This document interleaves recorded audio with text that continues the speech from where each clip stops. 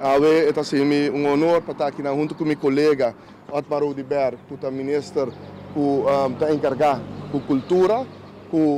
junto comigo, nossa própria Hopi de projeto aqui, sua contribuição está somente grande para a cultura, o festival cultural, turcos de cultura na Aruba, está caindo de sua responsabilidade, mas bastante conhecer também como uma pessoa que está celebrando carnaval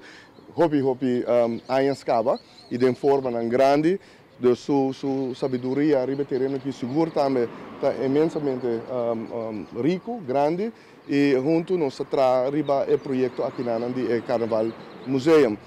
Na fim de dia, ora está aqui wordo reconstruir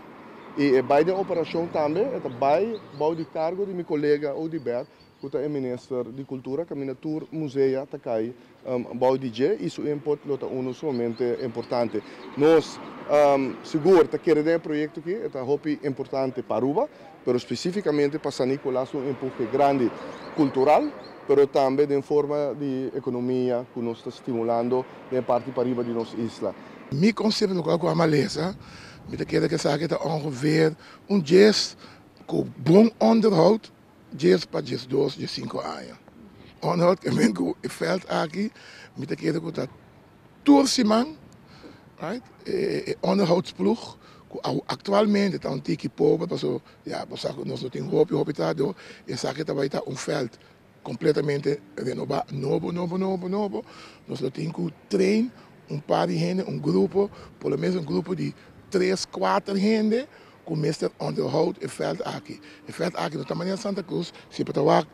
ter running track, right? Ze hebben hier echt zand, dus a parte é mas está assim bom onderhouden que o usuário não tem molesta de mal manutenção. Dus é santo é mas te worden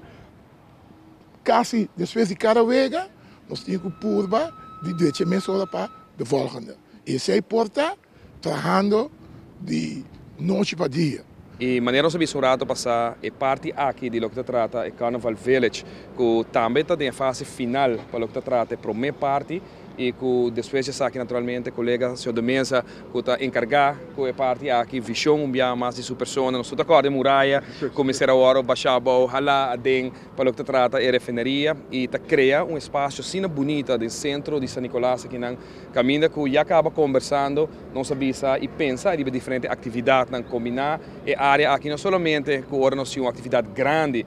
maneira soca